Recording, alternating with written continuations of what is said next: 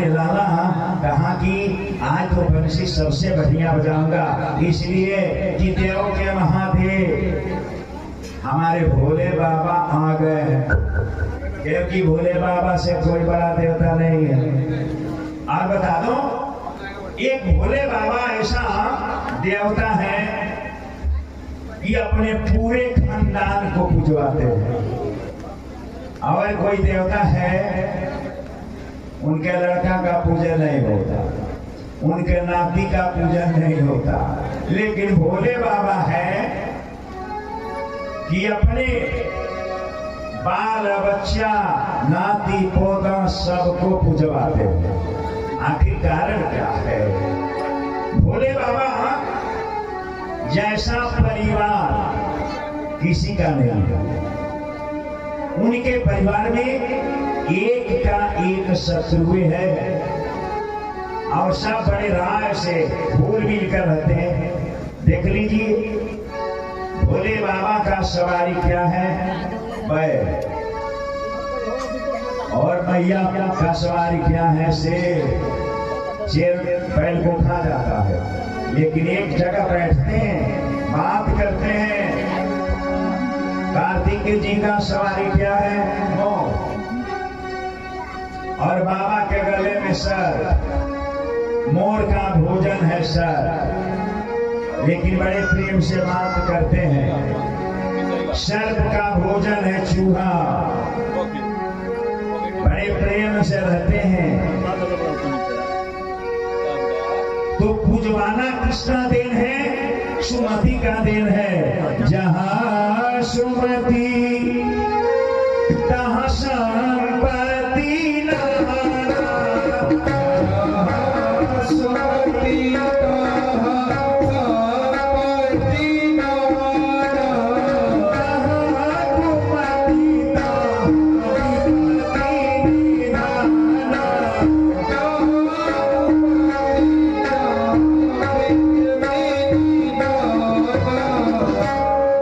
सुमति का देन है। परिवार में जब सुमति रहेगा ना, पूरा जवान पूजेगा उसको, क्योंकि सुमति जब होगा तो संपत्ति आने में विलंब नहीं होगा। और जब संपत्ति हो जाएगी और सुमति भी है तो दुनिया इसी तरह पूजने लगेगी सबको। तो भोले बाबा वो जब देखे हमारे लाला तो कहा जे आज बंसी बजाऊंगा, और ऐसा बंसी हमारे लाला ने बजाया और भोले बाबा नाच रहे हैं। अब उनको भोले बाबा को यह ध्यान से उतर गया कि मैं एक औरत बन करके इस रास में आई हूं।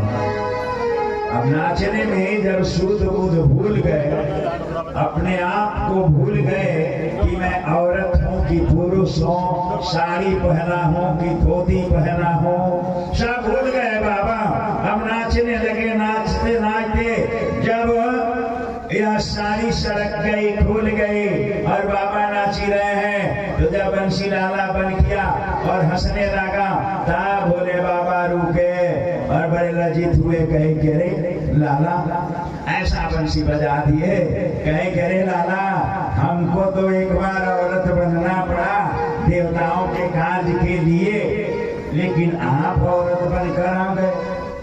कहे कि क्या करूं लाला, जी मानता नहीं है। हमारी पत्नी पार्वती जा करके बार बार कहती थी रास, तो सचमुच ये रास साधारण रास नहीं है लाला। अब इस बात को यही रहने दो लाला, आप फिर चलते हैं। ये लोग अपने अपने यहाँ आए, हमारे भोले बाबा कैलाश पर्वत पर आए और लाला बहुत कार्य किया। अब इधर कंस ने कहा कि लाला को, कृष्ण को कैसे मारा जाए। जिसको हमने भेजा सब लोग को मार दिया लाला, लाला को मारना जरूरी है। कंस बहुत जलनशील व्यक्ति था बंधुओं, साधारण नहीं। अब जानते हैं जब गांव में हाथी आता है, हाथी आता है तो गांव के जितने बड़े बुजुर्ग रहते हैं वो प्रणाम करते हैं और अपने बच्चों से भी प्रणाम करवाते हैं। इन्हें प्रणाम करो। प्रेम से बोलिए वृंदावन बिहारी लाल की जय हो। है ना? कहते हैं अपने बच्चों से इन्हें प्रणाम करो। ये गणेश भगवान है, गणेश भगवान है, इन्हें प्रणाम।